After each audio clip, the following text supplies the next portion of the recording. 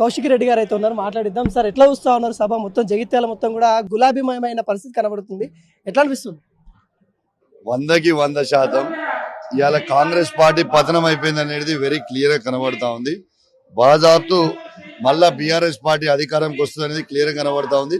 ఇలా అధికార పార్టీ ఉన్న కాంగ్రెస్ పార్టీకి రాజీనామా చేసి బీఆర్ఎస్ పార్టీలో చేరుతుండ్రు అంటేనే మళ్ళా కేసీఆర్ గారు తెలంగాణ రాష్ట్రానికి ముఖ్యమంత్రి కాబోతా ఉన్నారు అని చెప్పి సందర్భంగా తెలియజేస్తాం. రేవంత్ రెడ్డి సభను ఎట్లా చూస్తారు?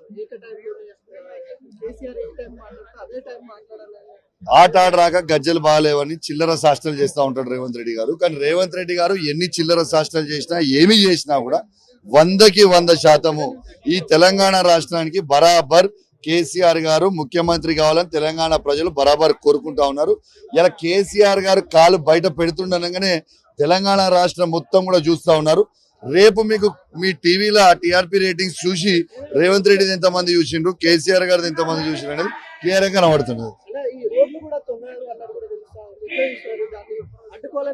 ఒక చిల్లర రాజకీయము, చిల్లర శాస్త్రాలు తప్పితే వీళ్ళది ఏమీ లేదు.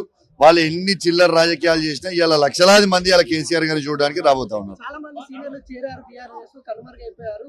జీవన్ రెడ్డి కూడా అదే చెప్తాడు అన్నట్టుగా ప్రస్తావిస్తూ ఉంటారు. ఇదే చేస్తారు.